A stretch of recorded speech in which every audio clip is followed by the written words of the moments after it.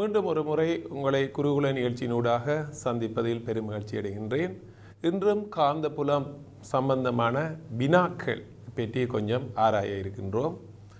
அதிலும் நாங்கள் அமைப்பு கட்டுரை வினாக்களை இன்று நாங்கள் ஆராய்வதன் மூலம் சில தகவல்களை இலகுவாக பெறலாம் என நினைக்கின்றேன். அந்த வகையில் நாங்கள் முதலாவதாக ஒரு கேள்வியை நாங்கள் பார்ப்போம். இந்த கேள்வியில் நீங்கள் பார்க்க தெரியுது, இதில் ஒரு கம்பி சட்டம் ABCDE என்ற ஒரு கம்பி சட்டம். ஏக்கும் எஃப்க்கும் இடையே எந்த தொடர்பும் இல்லை, இணைக்கப்படவில்லை. அதே நேரத்தில் இதில் இணைக்கப்பட்டது ஒரு காவலியில் இந்த சட்டம் அந்த ஓடி, நாங்கள் அதுக்கு மேலே ஒரு ஓடி ஒன்று இருக்குது. அதே நேரத்தில் உங்களுக்கு பக்கத்தில் இந்த ஓடியை நாங்கள் இதை சமநிலைப்படுத்துறதுக்கு இந்த ஓடியை செப்பன் செய்வதன் மூலம்தான் இதை சமநிலைப்படுத்தலாம். இது ஒரு மின்னோட்ட தராசின் ஒரு பகுதி, மின்னோட்ட தராசு போன்றது ஒரு பகுதி தான் இது. இதில் பாருங்கோ, இந்த மின்னோட்டம் இதுக்குள்ளால மின்னோட்டத்தை கொடுத்தா ABCDEFனூடாக வெளியேறக்கூடியதாக அமைக்கப்பட்டுள்ளது. அதுக்கு நாங்கள் அதில் போகிற மின்னோட்டத்தை ஐன்னு குறிக்கப்பட்டிருக்கு. இந்த நீளம் சிடியின் நீளம் B ஆகவும், இந்த சமநிலை அதாவது திருப்ப இந்த கத்தி விளிம்பில் இருந்து ரெண்டு நீளங்களும் A ஆகவும், அதே நேரத்தில் இந்த சிடிக்கு சமாந்தரமாக கீழே H ஆழத்தில் I என்ற மின்னோட்டம் Pக்கு செல்லுகின்றது. இப்போ இதில் நாங்கள் முதலாவது பார்க்க போகிறோம் என்னென்றால், இந்த முடிவிலி நீளமான கம்பி PQவால் சிடியில் உள்ள என்ன மாதிரி அதில் தாக்குற விசை என்ன மாதிரி இருக்குமென்றதை பற்றி பார்க்க போகிறோம். இங்கே சிடியில் உள்ள காந்தப்புலம் பியை பற்றி நாங்கள் பார்க்க போகிறோம். இதில் உள்ள காந்தப்பாய் அடர்த்தி B எவ்வாறு அமையும்? இந்த பியை பொறுத்தவரை பியில் இந்த முடிவு நில கம்பியால் H உயரத்தில் உள்ள காந்தப்பை அடர்த்தி என்ன? B சமன் உங்களுக்கு தெரியும், B சமன் μ0 I/2πh H ஆழத்தில். அப்போ இதான் இதில் உள்ள காந்தப்பை அடர்த்தி. அதே நேரத்தில் இந்த இதுக்குள்ள போகிற மின்னோட்டம் I, அந்த நீளம் L, இந்த நீளம் B. ஆகவே இதில் தாக்குற விசை ரெண்டும் ஒரே திசையில் மின்னோடினால் கவர்ச்சி விசை என்று உங்களுக்கு தெரியும். அந்த வகையில் இதில் தாக்குற கவர்ச்சி விசை கீழ் நோக்கி இருக்குமென்று தெரியும். ஆகவே இந்த கவர்ச்சி விசை F என்றா F சமன் உங்களுக்கு தெரியும் BI/Lக்கு பதிலாக நீளம் B. இதான் அது தாக்குற விசை. அப்போ இந்த பியை கொண்டு நாங்கள் இதில் பிரதியிடலாம். இந்த B ஏற்கனவே எடுத்த B, அதில் தாக்குற விசை என்றால் இதில் பியை பிரதியிட்டால் F பெறப்போகுது. இந்த தாக்குற விசை எங்களுக்கு கிடைக்கும். அதே நேரத்தில் இப்போ இந்த கேள்வியின் அதாவது காந்தப்பை அடர்த்தி விசை, அதுக்கு பிறகு நாங்கள் இந்த விசை தாக்கினா சமநிலை குழம்பு. ஏற்கனவே நாங்கள் இந்த மின்னோட்டம் செலுத்த முதல் இந்த ஓடியை செப்பன் செய்து முதல் இதை சமநிலைப்படுத்துவோம். மின்னோட்டத்தை செலுத்தியதில் கீழ் நோக்கி விசை தாக்க போகுது. ஆகவே இந்த ஓடியை நாங்கள் ஒரு அசைச்சு சமநிலைப்படுத்துகிறோம். அந்த அசைத்த தூரம் Δx ஆக இருந்தால், இந்த நாங்கள் மின்னோட்டத்தை கொடுக்கல தாக்குற விசை காரணமாக அசைத்த தூரம் Δx ஆக இருந்தால், அங்கால இடைஞ்சுழி திருப்பம் இதில் இந்த நிறை mg ஆகவும் இருந்தால் mg into Δx சமன் mg into Δx சமன் இந்த F into B ஆக இருக்க போகுது. இந்த F into B, அதாவது F into A ஆக இருக்க போகுது. B அல்ல, A ஆக இருக்க போகுது. F into செங்குத்து தூரம் A. ஆகவே F into A ஆக இருக்க போது இங்கே உள்ள தாக்குற திருப்பம். இந்த F என்றது நாங்கள் இங்கே ஏற்கனவே பெற்றிருக்கிறோம். அந்த F இதில் பிரதியிட்டு இந்த மின்னோட்டத்துக்கு இடையான தொடர்புகள், மின்னோட்டத்துக்குள்ள என்ன தொடர்பு இருக்குது, இந்த மின்னோட்டத்தை எவ்வாறு அளக்கலாம் என்றுதான் இந்த கேள்வியின் கருப்பொருள்.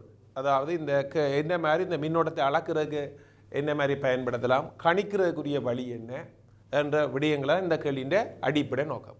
ஆகவே இந்த கேள்வியை பொறுத்தவரை நாங்கள் பார்க்க வேண்டிய விடயம் ஒரு கம்பி சட்டம், அதனூடாக மின்னோட்டம் எங்களுக்கு ஓடினா அதில் தாக்குற விசை, அந்த விசையை கொண்டு அதில் உள்ள மின்னோட்டத்தை கணிக்கிறது எவ்வாறு, அதை என்ன மாதிரி துணிகிறது, அதன் மூலம் அளவு கொடுத்திருத்தம் எவ்வாறு செய்யலாம்னு இந்த கேள்வியின் அடிப்படை கருத்தாக அமைகின்றது. ஆகவே இந்த விடயங்களை கொண்டு நாங்கள் கேள்விக்கு வருவோம். அந்த வகையில் பாருங்கள் கேள்வியை, கம்பியின் நுனிகள் A, F ஆகியன ஒன்றை ஒன்று தொடாதவாறு இருக்கும் ஓர் விறைத்த கம்பி சட்டம் ABCDEF இலான ஒரு மின்னோட்ட தராசின் ஒழுங்கமைப்பு உருவில் காட்டப்பட்டுள்ளது. ஒரு ஓடி ஒழுங்கமைப்பை கொண்ட காவலி திரவியத்தின் ஓர் லேசான கீற்று உருவில் காணப்படுகின்றவாறு கம்பி சட்டத்தின் நடுவில் பொருத்தப்பட்டுள்ளது. ஓடி ஆறின் தானத்தை செப்பம் செய்வதன் மூலம் இவ்வொழுங்கமைப்பு இரு கத்தியோரங்களின் மீது முதலில் கிடையாக சமநிலைப்படுத்தப்படுகிறது. முதல்ல கிடையாக சமநிலைப்படுத்தப்படுது மின்னோட்டம் செல்லாத நிலையில். ஏற்கனவே நான் பார்த்த அந்த உருவமைப்பை பற்றி எங்களுக்கு தெரியும். கத்தியோரங்களுடன் ஒரு புற மின்னோட்ட முதலை தொடுப்பதன் மூலம் கம்பி சட்டத்தின் ஊடாக ஒரு மின்னோட்டத்தை பாய செய்யத்தக்கதாக கத்தியோரங்கள் கம்பி சட்டத்துடன் தொடுகையில் இருக்கின்றன. அப்போது மின்னோட்ட மையை கொண்டு செல்லும் ஒரு நீண்ட நேர்கம்பி PQ ஆனது கம்பி துண்ட CDக்கு சமாந்தரமாகவும் அதற்கு நிலைக்குத்தாக கீழே தூரம் Hலும் வைக்கப்படுகின்றது. புவியின் காந்த புலத்தை புறக்கணித்து பின்வரும் வினாக்களுக்கு விடை தருக. ஆகவே அந்த வகையில் நான் திருப்பியும் அந்த படத்தை காட்டியிருக்கிறேன். நாங்கள் இந்த கம்பி சட்டத்தை பற்றி சொல்லியிருக்கு. இது ஒரு காவலி, இதை பற்றி திருப்பம் எடுக்க போகிறோம். இதால் வார புலத்தை பற்றி முதல் பார்க்க போகிறோம். சீடியில் உள்ள புலத்தை பற்றி கதைக்க போகின்றோம். அதுக்கு அதில் தாக்குற விசை, அந்த விசையின் காரணமாக திருப்பத்தை சமப்படுத்துறதுக்கு அங்கால இந்த ஓடியை அசைக்க வேண்டிய தேவை இருக்குது. அந்த ஓடியை அசைக்க வேண்டிய தேவை இந்த திசைன்னு தெரியும் எங்களுக்கு. அந்த வகையில் நாங்கள் கேள்வியை பார்ப்போம் என்ன மாதிரி என்று பாருங்க. இதில் முதலாவது கேள்வியாக PQவினூடாக பாயும் மின்னோட்டம் I காரணமாக CDயின் மீது உள்ள புள்ளியில் காந்தப்பை அடர்த்தி Bக்கான கோவை எழுதுக. அனைக்கனவே கூறியது போல், அதாவது முடிவில் நிலமான கம்பி கீழே இருக்கு, அதால் H உயரத்தில் உள்ள காந்த பயடத்திற்கான கோவை நாங்கள் ஏற்கனவே சொன்னது போல் B சமன் μ0 I/2πH. H உயரத்தில் இருக்கு, முடிவுள்ள கம்பியால் விளைகிற காந்த பயடத்தி. இப்போது கம்பி சட்டத்தினூடாக ஒரு மின்னோட்டம் I இட்டாலிக் I தந்திருக்கு. I ஆனது உருவில் காணப்படுகின்ற திசையில் பாய செய்யப்படுகிறது. ஓடி ஆரை செப்பம் செய்வதன் மூலம் கம்பி சட்டத்தை ஒரு தடவை கிடையாக மீள சமநிலைப்படுத்தியது. இப்போ மின்னோட்டம் ஓடும்போது உங்களுக்கு தெரியும், நாங்கள் கீழ்நோக்கி விசை தாக்குது, அதை சமப்படுத்துறதுக்கு நாங்கள் அந்த ஓடியை நாங்கள் அங்கால விலத்தி அசைக்க வேண்டிய தேவை இருக்குது. அதன் காரணமாக சமநிலைப்படுத்தியும். B காரணமாக CDயின் மீது தாக்கும் விசை Fஇன் பெருமனுக்கான கோவையை பெறுக. ஆகவே அந்த நீளம் CDயின் நீளம் B என்று தெரியும். மின்னோட்டம் அதுக்குள்ள போகிற மின்னோட்டம் இட்டாலிக் ஐஸ் ஆக இருக்கிறது. அதில் உள்ள காந்தப்பை எடுத்து ஏற்கனவே கண்டுட்டோம். அந்த வகையில் F சமன் BIB. B ஏற்கனவே நாங்கள் பெற்றுட்டோம். அந்த வகையில் நாங்கள் பியை பிரதியிட்டா மீ0 I/2πH என்று பார்த்து நாங்கள். ஆகவே அதோட IB. அப்போ இங்கே கேபிட்டல் I என்றது அந்த முடிவு நில கம்பி, இந்த CD என்ற இடத்தில் உள்ள விசை CD என்ற இதில் உள்ள மின்னோட்டம் சிம்பிளாய். அந்த வகையில் எங்களுக்கு கிடைக்கிறது F என்ற விசை. மேலே Bயில் கம்பி சட்டத்தை மீள சமநிலைப்படுத்துவதற்கு OD R அதன் தொடக்க தானத்திலிருந்து அசைக்கப்பட வேண்டிய திசையை அம்புக்குறியினால் வரிப்படத்தில் காட்டுக. நாங்கள் ஏற்கனவே கூறியது போல் அந்த திசை அது அங்கே நாங்கள் படத்தில் குறிக்கலாம், அது இந்த தள்ளி போகணும் என்று தெரியுது. அந்த ஆர் அசைக்க வேண்டிய திசை இந்த வகையில் அமையும். அந்த படத்தில் உங்களுக்கு தெரியும். அந்த அசைத்த தூரத்தை நாங்கள் அப்போ கம்பி சட்டத்தை மீள சமநிலைப்படுத்துவதற்கு ஓடிய காட்டிய திசையில் ஏன் அசைக்க வேண்டும் என சுருக்கமாக விளக்குக. ஏன் அசைக்க வேண்டும் என சுருக்கமாக விளக்க சொல்லியிருக்கு. ஆகவே அசைக்க பொழுது உங்களுக்கு தெரியும் இடைஞ்சொலி திருப்பம் அதிகரிக்குது. அப்போ அது இடைஞ்சொலி திருப்பத்தை சமப்படுத்துறதுக்கு வலஞ்சொலி திருப்பத்தை ஏற்படுத்தணும். இங்கே வலஞ்சொலி திருப்பம் அதிகரிக்கிறது, ஆகவே இடைஞ்சொலி திருப்பத்தை கூட்டணும். அதாவது இஞ்சால விசை தாக்குறதே இஞ்சால திரும்ப போது வலஞ்சொலி திருப்பம் அதிகரித்தால் அதை சமப்படுத்துறதுக்கு இடைஞ்சொலி திருப்பம் ஒன்று ஏற்படுத்த வேண்டி இருக்குது. ஆகவே அந்த வகையில் பாருங்கள், சிடியின் மேல் தாக்கும் விசை கீழ் நோக்கியது. இது வலஞ்சொலி இணையை உருவாக்குகின்றது. வலஞ்சொலி இணையை உருவாக்குகின்றது. தொகுதியை மீள சமநிலைப்படுத்துவதற்கு ஓடியை இடப்பக்கமாக அசைப்பதன் மூலம் சமனானதும் எதிரானதுமான இணையை பிரயோகிக்க முடியும். சமனானதும் எதிரானதுமான விசையை இணையை பிரயோகிக்க முடியும். அதன் மூலம் சமநிலைப்படுத்தக்கூடியதாக இருக்குது. ஆகவே நாங்கள் ஏன் அங்கால் அசைக்கிறோம் என்றால் இணையை சமப்படுத்தி சமநிலைப்படுத்துகிறோம். மேலே பியில் கம்பி சட்டத்தை மீள சமநிலைப்படுத்துவதற்கு ஓடிஆர் அதன் தொடக்க தானத்திலிருந்து ஒரு தூரம் டெல்டா எக்ஸினால் அசைக்கப்பட வேண்டுமேனின் ஐக்கான கோவையை MIH/AB டெல்டா எக்ஸ் மியூ0 G ஆகியவற்றின் சார்பில் பெருக. இங்கு M என்பது ஓடியின் திணிவு. அப்போ நாங்கள் இதில் சும்மா அப்படி ஒரு இதை கீறி பார்த்தா இதான் சுழலிடம். ஏற்கனவே இந்த ஓடி இதிலிருந்து இவ்வளோ தூரம் அசைக்கப்படுது. இதான் அந்த டெல்டா எக்ஸ் என்ற தூரம் அசைக்கப்படுது. இதில் உள்ள திணிவு தான் MG, அது இந்த ஓடின திணிவு. இஞ்சால தாக்குற விசை தான் நாங்கள் பார்த்து நாங்கள் F சமன் அந்த BI/B என்று பார்த்துனாங்க. பிக்கும் நாங்கள் பிரதியிட்டுனாங்க. அப்போ இந்த மாற்றத்தால் வர இந்த விசை தர தூரம் MG × டெல்டா எக்ஸ் சமன் இந்த F × என்னவாக இருக்க போது இந்த தூரம் நாங்கள் அதில் A இருந்தது தூரம் சுழலிடத்திலிருந்து. அப்போ BI/B × A ஆக இருக்கும். MG × டெல்டா எக்ஸுக்கு சமனாக இருக்க போகுது. அப்போ அதை கொண்டு தான் நாங்கள் கோவை பெறப்போம். ஆகவே பாருங்கள் என்ன பெறப்போகின்றது. MG × டெல்டா எக்ஸ் சமன் F × A ஆக இருக்க போகுது. F × A. Fக்கு பதிலாக நாங்கள் ஏற்கனவே பெற்றுட்டோம். அந்த வகையில் எங்களுக்கு தெரியுது Fக்கு பதிலாக எங்களுக்கு கிடைக்கிறது இந்த மாதிரி. Fக்கு பதிலாக என்ன தெரியும், நாங்கள் μ0I/BI/2πh அதை நாங்கள் A-ஆல் பெருக்கிறோம். அந்த வகையில் எங்களுக்கு ஐயை எழுவா மாற்றம் செய்த எங்களுக்கு கிடைக்கின்றது 2π MGH டெல்டா எக்ஸ் கீழ் μ0I/AB என்று கிடைக்கின்றது. இதுதான் அதில் போகிற மின்னோட்டத்துக்கான கோவை. ஆகவே திருப்பத்தை சமப்படுத்தி நாங்கள் இந்த கோவையை பெறுகின்றோம்.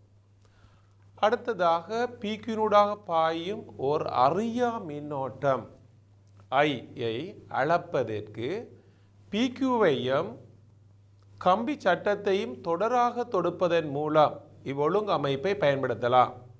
மேலே பியில் நீர் பெற்ற கோவையை மேலே டியில் நீர் பெற்ற கோவையை இச்சந்தர்ப்பத்துக்காக மறுபடியும் எழுதுக. ஆகவே இப்போ தொடராக என்று சொல்லியிருக்கீங்க, அதாவது தொடராக தொடுப்பதன் மூலம், சரியா, தொடராக தொடுப்பதன் கம்பி சட்டத்தையும் தொடராக தொடுத்தால் இப்போ மின்னோட்டம் என்ன வரப்போகுது, ரெண்டும் ஒரே ஐயாக இருக்க போகுது. கேபிட்டல் ஐயும் சிம்பிள் ஐயும் ஒரே ஐயாக இருக்க போகுது. ஆகவே இந்த கீழே முதல் ஏற்கனவே வந்த கேபிட்டல் ஐ அது சிம்பிள் ஐயே இதில் கேபிட்டல் ஐயாக மாறி ஒரே மின்னோட்டம் தொடராக தொடுத்துக்கப்பட்டு, ஆகவே இது ஐ ஆங்கால போனால் ஐ வர்க்கம் வரப்போது விழாம். அதுலேருந்து ஐயை நாங்கள் எடுத்தால் இப்போ தொடராக தொடுக்கையில் இந்த கம்பி சட்டத்தில் உள்ள மின்னோட்டமும் ஐ, முடிவில் உள்ள கம்பியில் உள்ள மின்னோட்டமும் ஐ, ஆகவே பெறக்கூடிய மின்னோட்டம் ஐக்கான கோவை எங்களுக்கு பெறப்படுது. இதிலிருந்து அடுத்ததாக ஓர் ஆம்பியர் மானியின் தரங்கணித்தலை செவ்வை பார்ப்பதற்கு மேலே ஈயில் உள்ள ஒழுங்கமைப்பை பயன்படுத்தலாம். ஆம்பியர்மானியின் ஒழுங்கமைப்பை எங்கனம் தொடுப்பீர். இப்போ ஆம்பியர்மானியை தொடுக்கணும் வேண்டாம், உங்களுக்கு தெரியும் எப்போதும் சுற்றில் தொடராக இருக்கும். அப்போ இந்த பிக்யூவையும் அந்த சிடியினூடாக போகிற மின்னோட்டமும் தொடராக இணைக்கக்கூடியதாக இருந்தால் தான் எங்களுக்கு அந்த ஒரே மின்னோட்டம் கிடைக்க போகின்றது.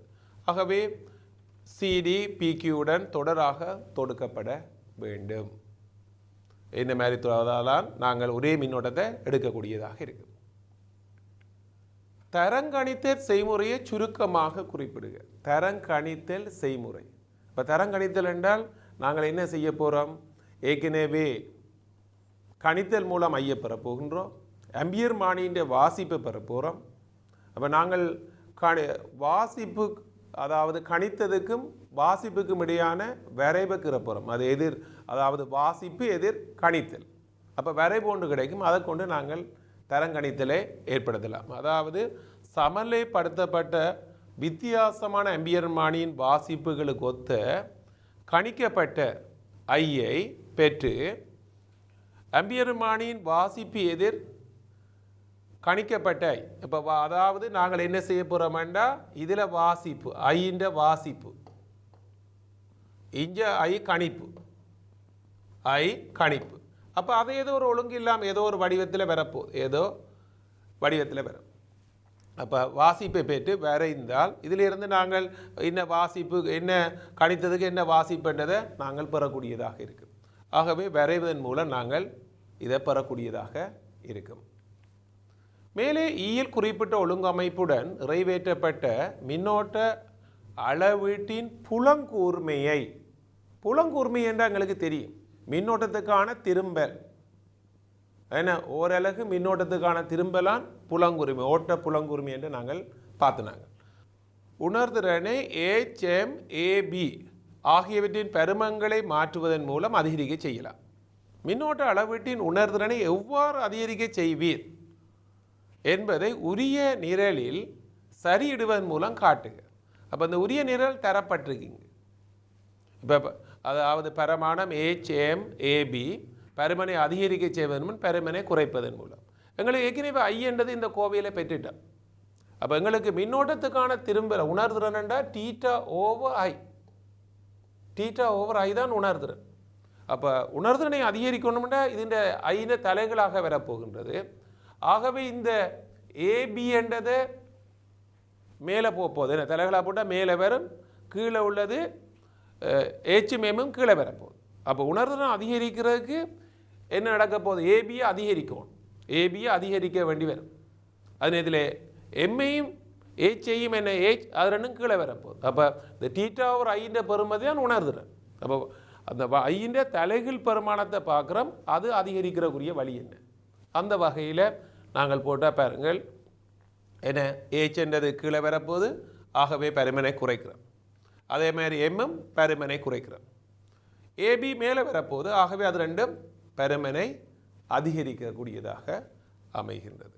ஆகவே இந்த சார்ட் நாங்கள் சரியை போடுவதன் மூலம், அதாவது உணர்திறன் என்றது ஒரு அலகு மின்னோட்டத்துக்கான திரும்பல். ஆகவே கீழே தலைகீழ் பெருமானத்தை எடுத்து நாங்கள் அந்த உணர்திறனை எவ்வாறு அதிகரிக்கலாம் என்றதை இந்த சார்ட்டின் மூலம் புரிந்து கொள்ளக்கூடியதாக உள்ளது. அடுத்ததாக இன்னொரு கேள்விக்கு நாங்கள் வருவோம். ரெண்டாவது கேள்வியாக, இப்போ ஒரு தள பரப்பு இருக்கு, ஒரு தளம் மின்னோட்டமாய் வெளிநோக்கி செல்லுது, தளத்துக்கு செங்குத்தாக வெளிநோக்கி செல்லுகின்றது. மேல் நோக்கி வடக்கு காட்டப்பட்டிருக்கு, வடக்கு மேல் நோக்கி இருக்குது. பாருங்க, இந்த மின்னோட்டத்தை சுற்றி எவ்வாறு காந்த விசை கோடுகள் இருக்கும் என்றுதான் இங்கே பார்க்க போகின்றோம். அப்போ காந்த விசை கோடுகள் வளமையாக மின்னோடினா உங்களுக்கு தெரியும், காந்த விசை கோடுகள போக்கு என மின்னோட்டம் வெளியென்ற மேக்ஸ்வெல்லின் விளக்கத்துக்கு இருப்படி இவ்வாறு அமையும். அதே நேரத்தில் வடக்கு புவிக்காந்த புலம் இருக்க போது, அப்போ புவிக்காந்த புலம் இருந்தால் இப்போ மேலே புவிக்காந்த புலக்கோடுகள் இஞ்சாலும் இருக்குது, இஞ்சாலையும் இருக்குதுன்னு எடுப்போம்.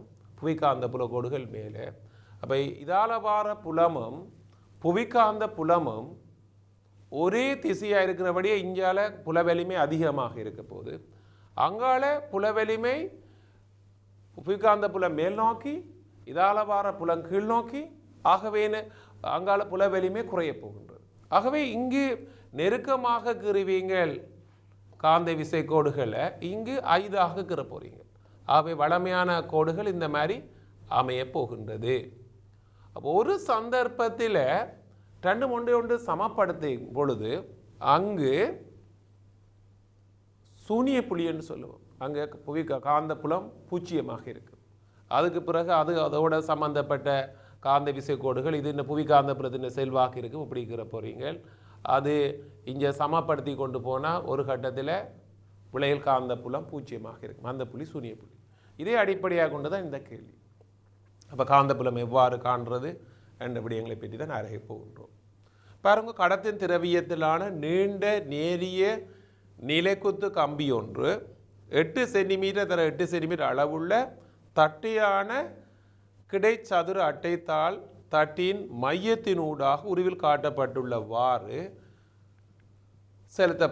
செலுத்தப்பட்டுள்ளது. 4 ஆம்பியர் என்னும் ஓர் உறுதி மின்னோட்டம் ஐயானது கம்பி வழியே நேரடியாக மேல் நோக்கி பாய்கின்றது. கம்பியின் சுற்றையலில் அட்டைத்தாளின் மீதுள்ள காந்தப்புல கோடுகளின் சுவட்டை வரையுமாறு உம்மிடம் கேட்கப்பட்டுள்ளது.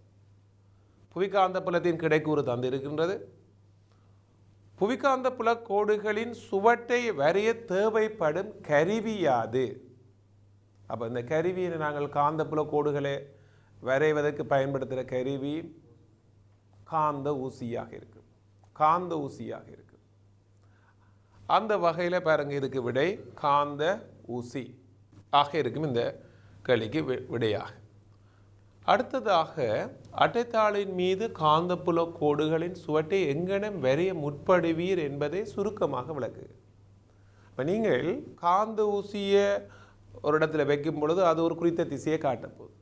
அதில் ஏதோ ஒரு முனையை குறிக்க போகிறீங்க. இப்போ ஒரு காந்த ஊசி இருக்குது, இப்போ இப்படி ஒரு இருந்தால் இந்த காந்த ஊசி இப்படி காட்டுகின்றது. அப்போ இந்த முனையை குறிப்போம், ஒரு முனையை குறிப்போம். திருப்பி இந்த காந்த ஊசி இதில் வச்சு இந்த பின்பக்கம் இதுக்கு வரத்தக்கதா திருப்பி காந்த ஊசியை வைப்பீங்க. இப்படி பின்பக்கம் இந்த புள்ளியில் வரத்தக்கதா தொடர் திருப்பி இந்த முனையை குறிப்பீங்க. அவ்வாறு தொடர்ந்து புள்ளிகளை குறிப்பதன் மூலம் அந்த போக்கை வரையலாம். பாருங்க, அதுதான் சொல்லியிருக்கு.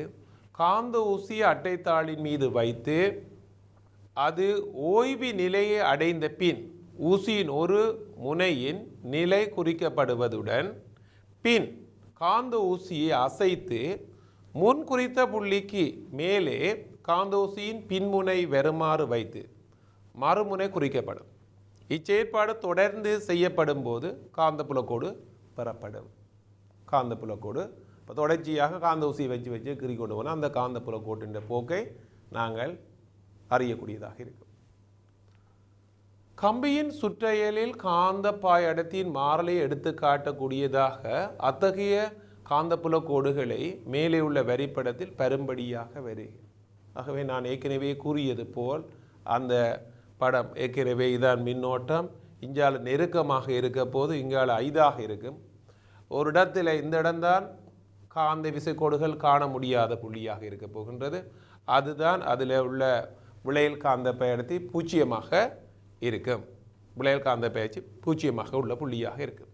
இப்போ காந்தப்புல கோடுகள போக்கு எவ்வாறு வரைகிறது என்பது இந்த படத்தின் மூலம் நீங்கள் விளங்கிக் கொள்ளலாம். இப்பரிசூழலில் நீண்ட நேரிய கம்பியொன்றை பயன்படுத்துவது ஏன் அவசியம்? இப்போ முடிவிலி நீள கம்பியாக இல்லாமல் இருந்தால் அதுக்கு அண்மையில் நாங்கள் இணைப்பு பகுதிகளால் வர காந்தப்புலம் இந்த காந்த விசைக்கோடுகளின் சுவட்டை பாதிக்கும். ஆகவே தான் முடிவிலி நீள கம்பியை நாங்கள் பயன்படுத்துகின்றோம். தொடுக்கும் கம்பிகளில் பாய் மின்னோட்டம் காரணமாக காந்தப்புலத்தின் தாக்கத்தை குறைப்பதற்கு ஆகும். தொடுக்கிற இடத்துல அதால வார காந்தப்புலம் இந்த சுவட்டை பாதிக்கும். கம்பியிலிருந்து 2 சென்டிமீட்டர் தூரத்தில் அட்டைத்தாளின் மீதுள்ள புள்ளி ஒன்றின் இழிவு, அதாவது அட்டைத்தாளின் முள்ளியுள்ள இழிவு காந்தப்பய அடர்த்தி, இழிவு உயர்வு காந்தப்பய அடர்த்தியின் பருமங்களை காண்க. அப்போ 2 சென்டிமீட்டர் தூரத்தில் நாங்கள் காந்தப்பய அடர்த்தியை காணுவோம். இப்போ உயர்வு காந்தப்பய அடர்த்தி உங்களுக்கு தெரியும், ஒரே திசையில் ரெண்டும் கூட்டுப்படும். இழிவு காந்த பயடத்தி ஒன்று கொண்டு எதிரான திசையில் கழிப்படும். அப்போ 2 சென்டிமீட்டர் தூரத்தில் காந்த பயடத்தி நீங்கள் கண்டால் உயர்வு காந்த பயடத்தினா அதோட புவிகாந்த புலம் கூட்டப்படும். இழிவு காந்த பயடத்தினா அதிலிருந்து புவிகாந்த புலத்தை கழிக்க வேண்டும்.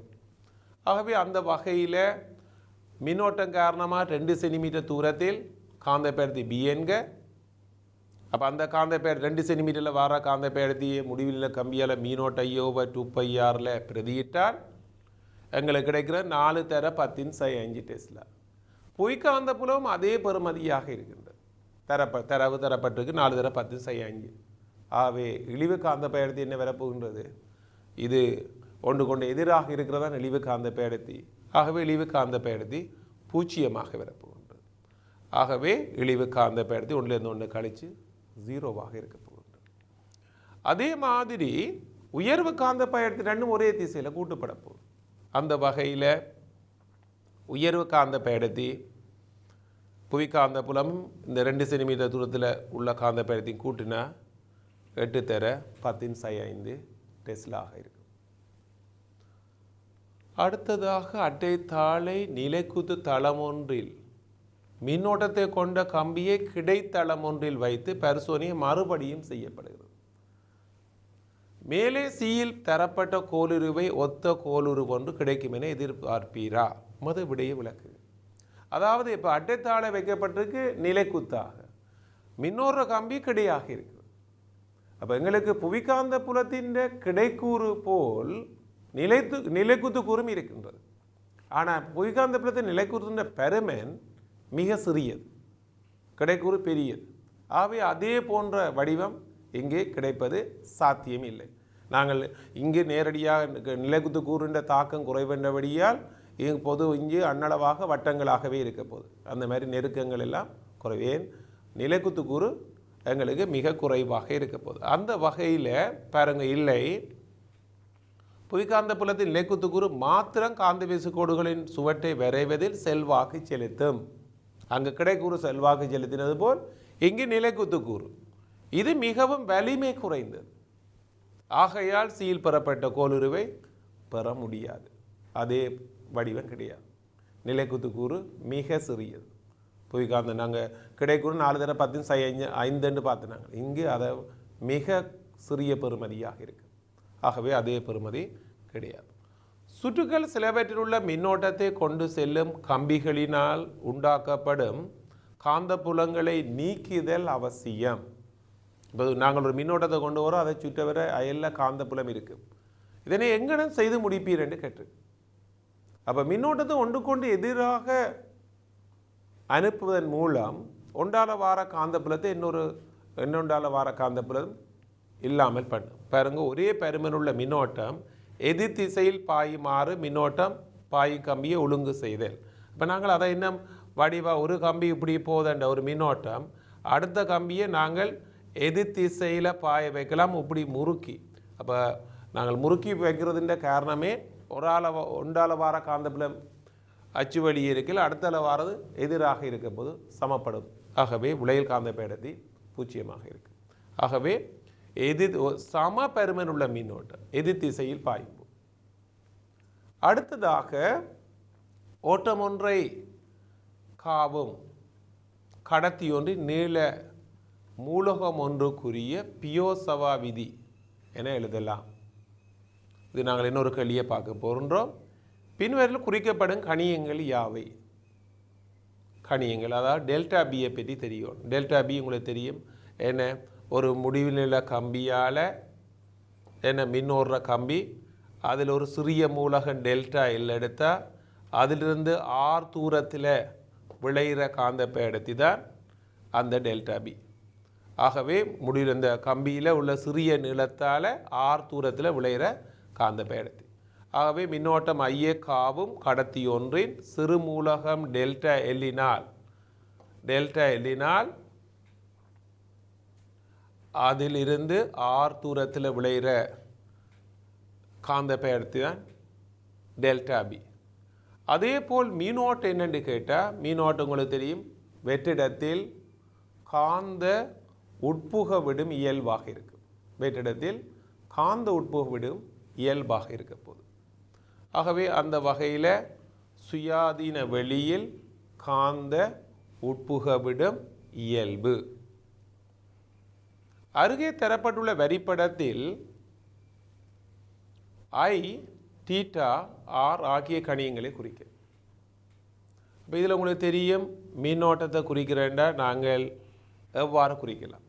அப்போ இதில் ஐயை குறிக்கப்பட்டு பாருங்கோ, இதில் I, θ, P. இப்போ நீங்கள் இந்த மாதிரியும் குறிக்கலாம் விரும்பினால்.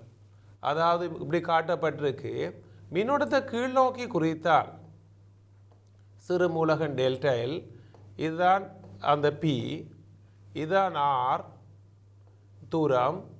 அப்போ டீட்டான்றது என்ன? இந்த குணம் தான் டீட்டா. மின்னோட்டத்தின் திசையோட ஆக்கிற குணம் தான் டீட்டா. அப்போ இதில் காந்த பயணத்தின் திசை எங்கே இருக்கும்? மேக்ஸ்வெல்லின் வலக்கைத்தக்க திருவிதிப்படி உள்நோக்கி இருக்கு. இங்கே திசை வெளிநோக்கி இருக்கும். அப்போ நாங்கள் இந்த மாதிரியும் குறித்து கொள்ளலாம். அதாவது இங்கே நாங்கள் மேல் நோக்கி மின்னோட்டம் இருந்தால் டீட்டாவை கீழே காட்டிக்கொள்ளலாம், கீழ் நோக்கி மின்னோட்டம் வந்தால் டீட்டா இங்கே வரும். ஆகவே இந்த மாதிரி நாங்கள் θ, I, R குறிக்கக்கூடியதாக இருக்கு. அடுத்ததாக நாங்கள் மூலகம் டெல்டா எல், புள்ளி P ஆகியவை கடதாசியின் தளத்தில் கிடைக்கின்றது. B பகுதியில் நீர் சுட்டி காட்டி திசையில் உள்ள ஓட்டத்துக்குரிய இத்தளத்துக்கு சார்பான டெல்டா பியின் திசை யாது? இப்போ நான் ஏற்கனவே முதல் கூறினது மேல் நோக்கி மின்னோட்டம் இருந்தால் இந்த திசையில் மின்னோட்டம் இருக்குது, அதான் உள்நோக்கி என்று காட்டினாங்கள் மேக்ஸ்வெல்லின் வலக்கை தக்கை திருவிதிப்படி. அந்த வகையில் தாளின் உள்ளே உள்நோக்கியதாக அமையும். ஓகே, I மின்னோட்டத்தை காவும் எண் முறுக்குகளையும் R ஆரையும் உடைய தட்டை சுருள் ஒன்றின் மையத்தில் உள்ள காந்தப்பை அடுத்துக்குரிய கோவை ஒன்றை தருவிக்க பியோசவா விதியை பாவிக்க. இப்போ உங்களுக்கு வளமையான நிறுவல். அப்போ வளமையான நிறுவல்ன்றது உங்களுக்கு தெரியும் பாருங்கள். இப்போ ஒரு வட்ட கம்பி சுருள், இதில் என்ன எண்ணிக்கையான சுருள் இருக்குன்னு தந்திருக்கு. இதில் உள்ள சிறிய மூலகத்தை எடுப்போம் டெல்டா எல். இது இந்த இணைக்கிற கோட்டுக்கு செங்குத்தாக இருக்குது, செங்குத்தாக இருக்கு. மையத்தையும் அதை இணைக்கிற கோடு செங்குத்தாக இருக்கும். அந்த வகையில் பியோசவா விதிப்படி சிறு மூலகன் டெல்டா எல்லினால் மையத்தில் ஏற்படும் காந்த பெயர்ச்சி டெல்டா பி என்று எடுத்தால், இந்த மையத்தில் ஏற்படுற காந்த பெயர்ச்சி டெல்டா பி என்று எடுத்தால் I delta be me not I delta L sin 90 கீழ் 4π R வர்க்கம் என்றது கிடைக்கும். அப்போ sin 90 உங்களுக்கு தெரியும் 1 என்று. அதே நேரத்தில் இப்படி ஒவ்வொரு சிறிய துண்டுகளாக எடுத்து, ஒவ்வொரு சிறு சிறு துண்டுகளாக எடுத்து நாங்கள் விளையில் காந்த பெயர்ச்சியை காணோம். ஆகவே ஒவ்வொரு துண்டுகளாக எடுக்கல நாங்கள் விளையில் காந்த பெயர்ச்சி BIன் அந்த B சமன் mu not I delta L sin 90 4π எவ்வளோத்தையும் ஒவ்வொன்றா கூட்ட போகிறோம். ஆகவே கூட்டைகளை எங்களுக்கு தெரியும் me not I over 4π R² மாறாது. ஆகவே வெளியில் எடுத்துக்கொள்கிறோம். சிக்மா டெல்டா எல் இருக்க போது இந்த sin 90 ஒன்று சிக்மா டெல்டா எல். அந்த டெல்டா எல்லுக்கு பதிலாக என்ன? முழு நீளம் ஒரு சுற்றுக்கு 2πR. இங்கு n எண்ணிக்கையான முறுக்குகள் இருக்கின்றது. ஆகவே n × 2πR. அந்த வகையில் எங்களுக்கு இதை சுருக்கினா விளையல் காந்த பெயர்ச்சி, அதில் உள்ள மொத்தமான காந்த பெயர்ச்சி me not NI over 2R உள்நோக்கியதாக இருக்கு. ஆகவே இந்த நிறுவல்களை தெரியும், இலகுவான நிறுவல், காந்தப்புலத்தில் இருக்கிற ஒரே ஒரு பியோசவா விதியை பயன்படுத்தி நிறுவுகிற ஒரே ஒரு நிறுவல். அடிப்படையில் இந்த மாதிரி ஒவ்வொன்றாக ஒவ்வொரு சிறு சிறு மூலகங்களாக கருதி விளையல் காந்த பெயர்ச்சியை காண முடியும். அடுத்ததாக ஓட்டம் ஒன்றை காவும் 20 கம்பி முறுக்குகளை கொண்டதும் 20 கம்பி முறுக்குகளை கொண்டதும் 10 சென்டிமீட்டர் ஆரையுடையதுமான தட்டையான வட்டச்சுருள் ஒன்று, அதன் தளம் நிலைக்குத்தாகவும், வட்டச்சுருளின் தளம் நிலைக்குத்தாக இருக்குது, காந்த நல்வானுடன் காந்த நல்வான் என்றால் உங்களுக்கு தெரியும் என்ன, புவிகாந்த புலத்தின் கிடைக்கூறு வடக்கு தெற்கு திசை காந்த நல்வானுடன் 30 பாகை கோணத்திலும் வைக்கப்பட்டுள்ளது. கிடைத்தளத்தில் சுயாதீனமாக அசையக்கூடிய சிறிய திசைகாட்டு ஊசி ஒன்று இச்சுருளின் மையத்தில் வைக்கப்பட்ட போது அந்த ஊசி கிழக்கு திசையை சுட்டுகின்றது. அந்த திசை கிழக்காக இருக்கு. தனது மையத்துக்கு குறுக்கியான கிடைத்தளத்தினூடாக இச்சுருள் குறுக்குவெட்டொன்றை அருகே தரப்பட்டுள்ள வரிப்படம் காட்டுகிறது. புவியின் காந்த பயணத்தின் கிடைக்குரிய கூறின் திசையும் சுருளின் ஓட்டத்திலான காந்த பயணத்தின் திசையையும் காந்த ஊசியின் நிலையையும் சுட்டிக்காட்டி அவற்றை பெயரிடுகிறது. ஆகவே இதில் எங்களுக்கு இந்த படத்தை வழியாக விளங்கி கொள்ளணும் என்ன இருக்குன்னு. மேலே வடக்கண்டு காட்டி இருக்கு. இதுதான் இந்த வட்டச்சுருள், இந்த பகுதி தான் வட்டச்சுருள். இந்த வட்டச்சுருண்ட குறுக்கிட்டு தான் காட்டியிருக்கு. இப்படி தான் வட்டச்சுருள் வைக்கப்பட்டிருக்கு நிலைக்குத்து தளத்தில். இதான் புவிக்கு அதோட 30 பாகை அமைக்கத்தக்கதாக வைக்கப்பட்டிருக்கு. 30 பாகை அமைக்கத்தக்கதாக. அப்போ எங்களுக்கு தெரியும் இந்த திசையில தான் என்ன, வடக்கு திசையெல்லாம் புவிக்காந்த புலம் இருக்கு B0. எங்களுக்கு தரப்பட்டிருக்கிற விடயம் என்னென்றால், இந்த இதில் நடுவில் ஒரு காந்த ஊசியை வச்சா அந்த காந்த ஊசி கிடையாக இருக்கா, கிழக்காக இருக்கா, கிடையாக கிழக்காக இருக்கு. அப்போ காந்த ஊசி கிழக்காக இருக்கணும் என்றால் இந்த வட்டச்சுருளால் வார காந்தப்பை அடர்த்தி ஒன்றில் இந்த தளத்துக்கு செங்குத்தாக இந்த திசையில் இருக்கலாம் அல்லது கீழ் நோக்கி இருக்கலாம். அப்போ ஒன்றில் இந்த திசையிலும் வரலாம் அல்லது இந்த திசையில் வரலாம். ஆகவே உங்களுக்கு தெரியும் இந்த திசையில் வந்த மேல்நோக்கிய திசையில் வந்த திசை காட்டு ஊசி கிழக்காக காட்ட முடியுமா? அப்போ இதில் B இருக்கு, இந்த B0 விளைவான காந்தப்பேர் இது இந்த திசையிலான அங்கேயே காட்டியிருக்கும். அப்போ கிழக்காக காட்டணுமென்றபடியாக இந்த திசை வர முடியாது. ஆகவே இப்போ பாருங்க, இந்த திசை புவிகாந்த புலத்தின் திசை, இதால வார காந்த புலத்தின் திசை. ஆகவே விளையில் காந்த புலம் இப்போ கிழக்காக வர்றதுக்கான வாய்ப்பு இருக்கு. ஆகவே அந்த வகையில் எங்களுக்கு தெரியுது இந்த காந்த புலம் எப்படி இருக்கு. அப்போ மின்னோடுற எங்களுக்கு மின்னோடுறது, அப்போ இதால வார காந்த புலம் இதுக்கு செங்குத்தாக இந்த திசையை நோக்கியதாக அமைய வேண்டும். அதே நேரத்தில் உங்களுக்கு இன்னொரு விடயமும் அப்படி கீழ்நோக்கியதாக அமையக்கூடியதாக இருந்தால் மின்னோட்டத்தின் திசை எவ்வாறு அமையும்? எங்களுக்கு மேக்ஸ்வெல்லின் வழக்கை தக்கத்தின்படி மின்னோட்டத்தின் திசை எவ்வாறு அமையும் என்பதையும் கண்டுகொள்ளலாம். மின்னோட்டம் இங்கே இதுக்குள்ள வந்து இப்படி போகுது. ஏன்னா ஆகவே தான் இந்த திசையில் புலம் இருக்க போகுது.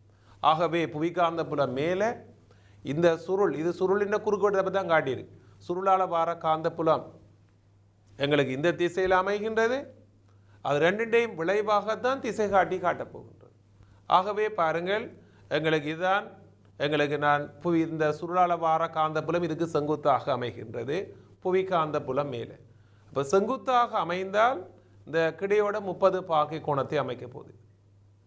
30 பாகை கோணத்தை அமைக்க போகின்றது. அந்த வகையில் இந்த ரெண்டின்டையும் விளையில்தான் கிழக்காக இருக்க போகுது. ஆகவே எங்களுக்கு திசை காட்டு ஊசி கிழக்காக இருக்கின்றது. அப்போ இந்த இதிலிருந்து நாங்கள் கிழக்காக விளையில் காந்த புலத்தின் திசை தான் திசை காட்டும் ஊசி காட்டுற திசை. அப்போ நிலக்குத்து திசையில் விளையில் காந்த புலம் என்ன? பூச்சியமாக அமையும். இந்த திசை காட்டும் ஊசி கிழக்காக நிலக்குத்து திசையில் காந்த புலம் இருக்க முடியாது. ஆகவே இந்த புவிக்காந்த புலமும் இந்த இது B cos θ இந்த திசையில் என்னென்று வரப்போகின்றது? B sin θ. அப்போ இந்த B sin 30 sin θன்றது இங்கே எங்களுக்கு θ 30 பாகையாக இருக்கின்றது. ஆகவே இதில் sin 30. அப்போ இந்த புவிக்காந்த புலத்தின் பருமனும் B sin θவும் ஒன்றை ஒன்று சமப்படுத்தும். அந்த வகையில் அதை கொண்டு நாங்கள் அடுத்தபடிய மின்னோட்டத்தின் பருமன் என்ன, எவ்வாறு அதை காணலாம் என்பதை பற்றி பார்க்க போகிறோம். ஆகவே மின்னோட்டத்தின் திசை எவ்வாறு அமையும்? நாங்கள் ஏற்கனவே மின்னோட்டத்தின் திசை நான் சொன்ன போகிற இங்கே வெளிக்கிட்டு இப்படி இப்போ இதுலேருந்து வெளிக்கிட்டு, அதாவது இந்த மாதிரி வரப்போது காந்தப்புலத்தின் திசை இங்கே நாங்கள் கீழ் நோக்கி இருக்கணும்னா மின்னோட்ட திசை வெளிநோக்கி வந்து இங்கே உள்நோக்கி செல்ல போகின்றது. அந்த வகையில் எங்களுக்கு மின்னோட்டத்தின் திசை எவ்வாறு இதில் அமையுது என்றது எங்களுக்கு தெரியும். மின்னோட்டத்தின் திசை இங்கே டாட், இங்கே கிராஸ். அப்போ காந்தப்புலத்தின் திசை, காந்த ஊசியின் திசை, புவிக்காந்த புலத்தின் திசை எல்லாம் இங்கே எங்களுக்கு தெளிவாக தெரிகின்றது. அந்த வகையில் நாங்கள் அடுத்ததாக இந்த மின்னோட்டத்தின் பருமனை எவ்வாறு காணலாம்? இப்போ பருமனை காண்பதற்கு இந்த காந்தப்பாய் அடர்த்தி ரெண்டையும் நாங்கள் B0ஐயும் B-ஐயும் சமப்படுத்த போகின்றோம். புவியின் காந்தப்பாய் அடர்த்தியின் கிடைக்கூறு B0 4 தர 10⁵5 டெஸ்லா. மீ0 பெறுமதி 4π தர 10⁻7 ஹென்றி மீட்டர் -1 ஆயும் இருப்பின் இச்சிலுள்ள ஓட்டத்தை கணிக்க பையை நான் 3 என்று தரப்பட்டிருக்கு. π = 3. அவை நான் ஏற்கனவே கூறியது போல் B0 B sin 30 சமப்படுத்தும். ஏன் அந்த திசையில் விளையல் காந்தப்பாய் அடர்த்தி 0, அந்த வகையில் சமப்படுத்துறது. ஆகவே எங்களுக்கு தெரியும், அதாவது பிக்கு பதிலாக ஏற்கனவே எங்களுக்கு காந்தப்பாய் அடர்த்தி புவிகாந்த புலத்தின் 4 தர 10⁻5 மீ0 ஐ அதாவது NI என்னென்றது 20 தந்திருக்கு. 20 சுற்றுகள் NI ஓவர் 2R. அதோட sin 30க்கு பதிலாக இங்கே ½ போட்டிருக்கு. அந்த வகையில் நாங்கள் இதை சுருக்கி எடுத்தால் ஐயின் பெறுமதி கிடைக்கின்றது. I = 0.67 ஆம்பியராக இருக்குது. இப்போ மின்னோட்டத்தின் பெறுமதியை காணக்கூடியதாக உள்ளது இந்த கேள்வி. அடுத்ததாக நாங்கள் இன்னொரு கேள்வியை பார்ப்போம். 4வது கேள்வியாக, I ஓட்டம் ஒன்றை காவும் R ஆரையுடையதும் N சுற்றுக்களை கொண்டதுமான தட்டை வட்ட கம்பி சுருள் ஒன்றின் மையத்திலுள்ள காந்தப்பாய் அடர்த்திக்கு கோவை ஒன்றை எழுதுக. இப்போ மையத்தில் காந்தப்பாய் அடர்த்திக்கான கோவை உங்களுக்கு எல்லாருக்கும் தெரியும். மீ0 NI/2R. அதில் வழமையாக ஞாபகம் இருக்க வேண்டிய விடயம். படத்தில் காட்டப்பட்டவாறு அட்டை துண்டொன்று இச்சுருளுக்கு பொருத்தப்பட்டுள்ளது. சுருளின் தளம் கிடைத்துண்டின் தளத்துக்கு செங்கோணத்தில் உள்ளது. அதன் மையம் அட்டை துண்டின் தளத்தில் அமைந்துள்ளது. இவ்வமைப்பு சுருளின் மையத்தில் சூனிய புள்ளி ஒன்றை உண்டாக்குவதன் மூலம் புவி காந்தப்பாய் அடர்த்தியின் கிடைக்கூறு B0ஐ காண்பதற்கு பாவிக்கப்படுகிறது. இங்கே என்ன மாதிரி தான் பாவிக்கலாம்? இதில் பாருங்க, இதில் இது தளம், கிடைத்தளம், இது நிலைக்குத்து சுருள். இதால் வார காந்த புலம் மின்னோட்டத்தால் வார காந்த மேல் நோக்கி வடக்காக இருந்தால் புவிக்காந்த புலம் மேல் நோக்கி இருக்க போகுது, BO.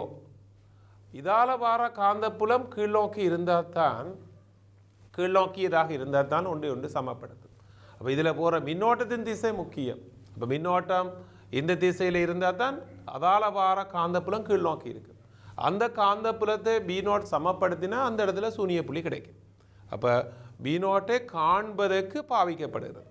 அப்போ அந்த B0ஐ காண்பதற்கு எவ்வாறு பாவிக்கலாம்? 2 புலங்களையும் ஒன்றுக்கொன்று எதிராக, அதாவது புவிக்காந்த புலத்தை மின்னோட்டத்தால் வார புலம் சமப்படுத்தக்கூடியதாக இருந்தால் சாத்தியம். அப்போ மின்னோட்ட திசை இவ்வாறு இருந்தால் தான் சாத்தியம். மின்னோட்டத்தின் திசை இங்கே முக்கியம் என்பது எங்களுக்கு தெளிவாக புரிய வேண்டும்.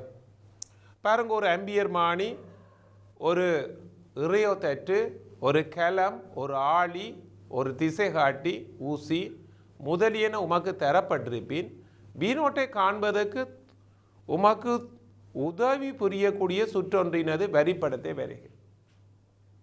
அந்த வகையில் இந்த இதுக்கு சுற்றுக்கிற போகிறீங்க, இல்லைன்னா கலம், மாறுந்தடை, ஆளி போன்ற சுற்று எடுக்க போகிறீங்க. அப்போ கலம், மாறுந்தடை, ஆளி, ஒரு ஆம்பியர் மானி மின்னோட்டத்தை அளக்குறது. அப்போ இதில் போகிற மின்னோட்டம் எங்களுக்கு வந்து இப்படித்தான் மின்னோட்டம் போனால் தான் மின்னோட்ட திசை இந்த திசையில் இருந்தால் இதால் வார மின்னோட்டம் இப்படியே வந்து அப்போ தான் வடக்கு இருந்தால் இதால் வார கிடையாக மையத்தில் காந்தப்பாய் அடர்த்திக்கு வெளிநோக்கி இருக்க போது புவிகாந்த புலம் வடக்கு நோக்கியாகவே இந்த திசையில் இருக்கும் பிஹெச் பிஓ ரெண்டு ஒன்று சமப்படுத்துகிற நேரத்தில் அந்த நடுப்பகுதியில் வைக்கப்பட்ட திசை காட்டி குறிப்பாக ஒரு திசையை காட்டாமல் இருக்கும்.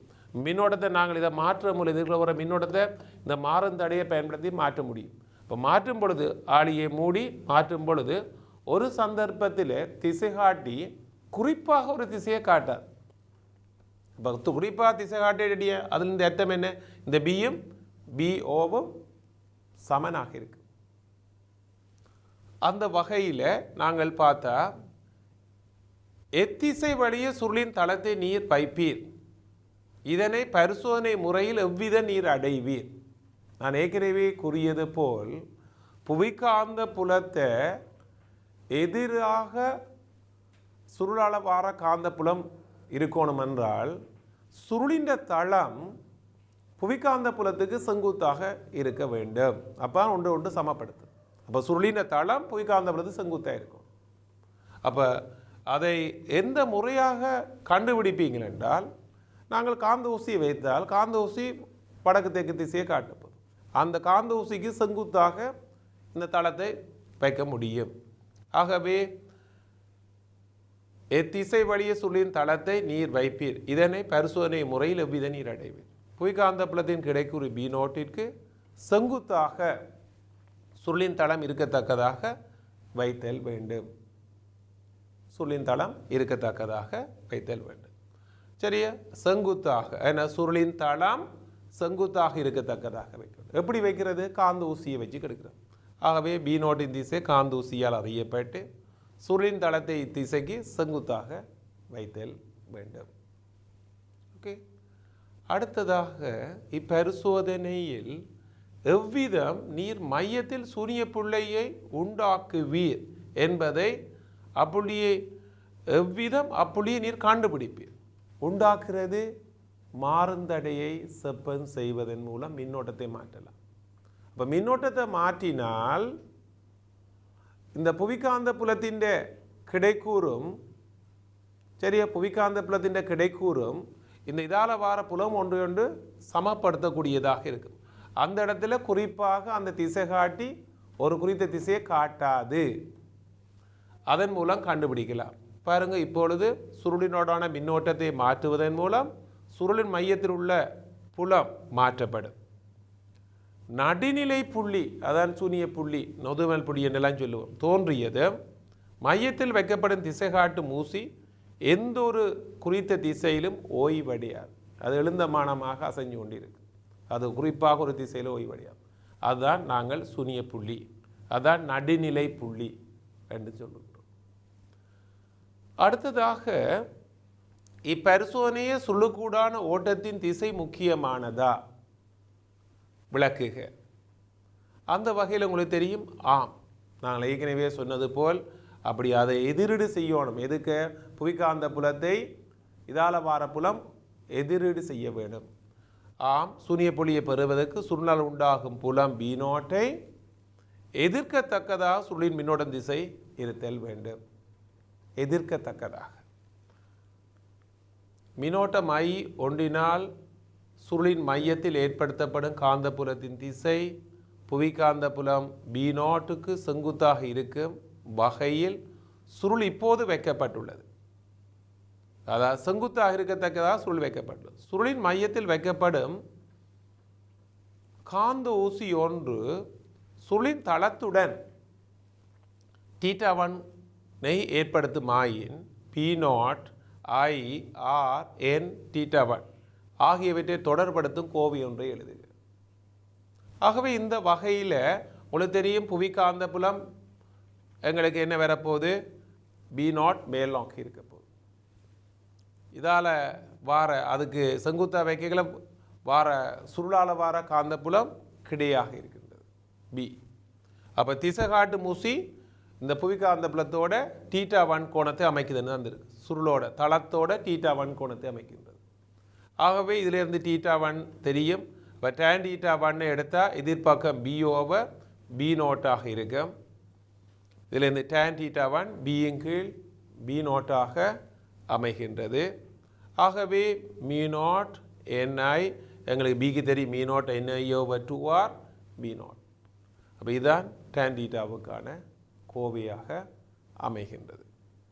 ஆகவே அந்த வகையில் இந்த தீட்டாவண்ண கண்டாச்சு. இப்போ அடுத்த கேள்வி ஆக நாங்கள் ஒத்த பரிமாணங்களையுடைய ஆனால் சுற்றுகளின் எண்ணிக்கை தெரியாத இரண்டாவது சுருளொன்று முதலாவது சுருடன் தொடுகையில் ஓரச்சுடியதாக இப்போது வைக்கப்பட்டு அதே ஓட்டம் அதனோடு செலுத்தப்படுகிறது. சுருளின் தளத்துடன் காந்த ஊசி அமைக்கும் கோணம் இப்போது θ2விற்கு குறையுமாயின் இரண்டாவது சுருளில் உள்ள சுற்றுகளின் எண்ணிக்கைக்கு கோவை ஒன்றை எழுதுக. ஆகவே உங்களுக்கு தெரியும் பாருங்கள், நாங்கள் புவிக்காந்த புலத்தை பற்றி ஏற்கனவே பார்த்து நாங்கள் புவிக்காந்த புலம் மேல் நோக்கி இருக்குமெண்டு. புவிக்காந்த புலம் மேல் நோக்கி இருக்குது BO. இதால வார காந்த புலம் இந்த திசையில் இருந்தது முதல் ஆரம்பத்தில். இப்போ முதல் θ1 இப்போ θ2வுக்கு இந்த கோணம் குறைஞ்சிட்டு தான் θ2 குறையுது. என்ன குறையுமாய். ஆகவே அதே திசையில் அதே சுருள் எண்ணிக்கை அதே திசையில் இருந்தால் கட்டாயம் இந்த புலவலிமை கூட போது. ஆகவே θ2 கூடியிருக்கு. ஆகவே அந்த சுருளால் வார காந்த புலம் எதிர் திசையில் இருக்கணும் B' இருந்தால் தான் இது என இஞ்சால் இந்த புலவலிமை குறைந்தால் θ2 குறைவடையும் என்றது தெரியும். ஆகவே அந்த திசையில் இருக்க போது என்றது. ஆகவே அந்த வகையில் நாங்கள் கோவையை எழுதும் பொழுது அதாவது பாருங்கள், இப்போ BO B இப்போ புதிய சுருளால் வார காந்த பெயர்த்தி B'.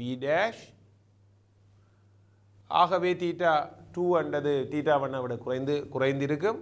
எதிர் திசையில் இருந்த ஒரே திசையாண்டா θ1 இப்போ கூடியிருக்கு, θ2க்கு கூடியிருக்கு, இந்த θ2க்கு குறைந்திருக்கு. அந்த வகையில் tan θ2 விதால வார காந்த பெயர்த்திலேருந்து இதை கழிபடும். அப்போ எங்களுக்கு ஏற்கனவே B என்றது மீ நாட் NI/2R. இப்போ இதால் வாரது மீ நாட் N'.